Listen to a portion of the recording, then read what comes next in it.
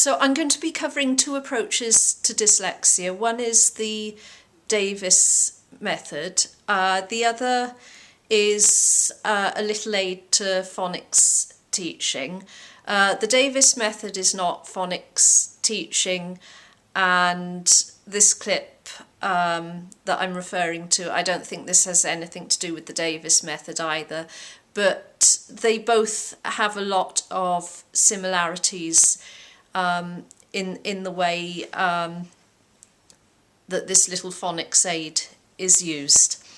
So regarding the phonics, this comes from a YouTube clip called "What Parents of Dyslexic Children Are Teaching Schools About Literacy." So there is a move towards phonic teaching, and this particular, there is a little bit in this video which I particularly like, where they actually put all of the phonemes on little cubes. So I mean, you could get some plain dice and literally put the there are what, 44 phonemes in the English language. So there is a PDF if you Google it. It's from the WW Boardman site. That's what it looks like. The 44 phonemes. Following is a list of etc, etc. And okay, so that's what it looks like. It is a PDF.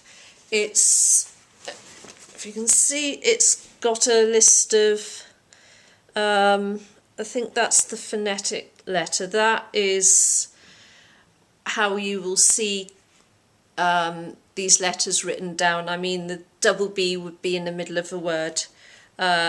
So they give each example respectively. So the single B, that would be the B in big. Double B, that would be the B in rubber.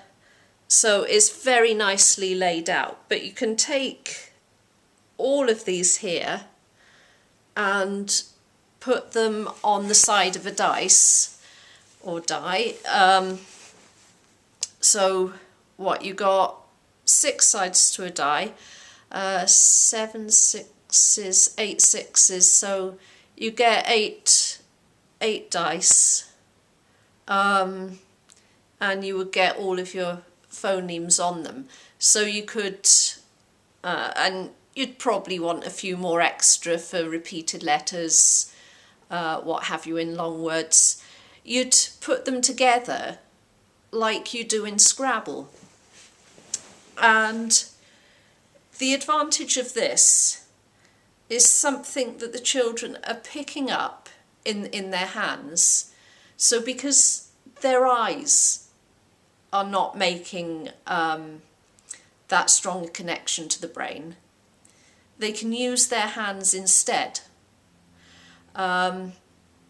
So they don't have to try and focus on a white sheet of paper, what have you, trying to see small print.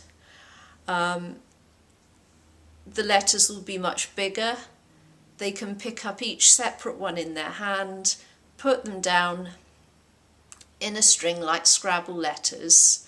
So they have control because they're picking it up. And the information, you know, instead of going in through their eye, is going to be going in through their hand, because we learn things, you know, with all of our senses. So they're going to be learning, they can see each individual sound, pick it up, put it together.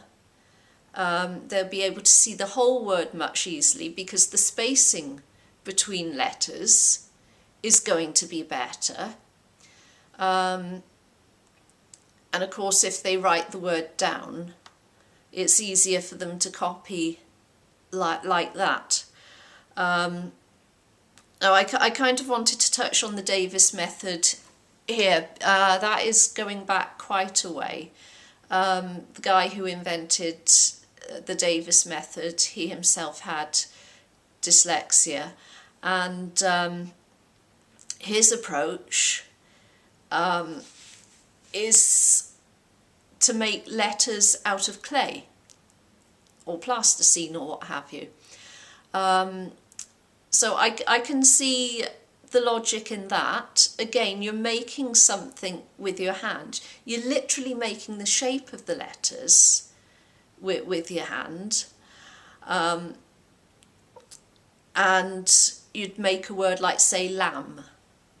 So someone would make the word lamb out of clay. It's called claying. So you would literally make a model of that word and the letters.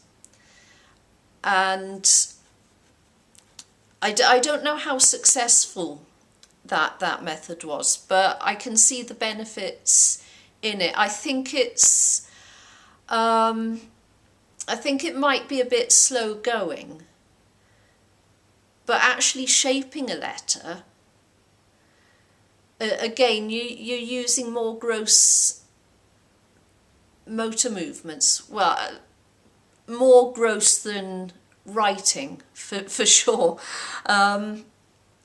So the information would go in a bit easier. So it would be some help, for sure.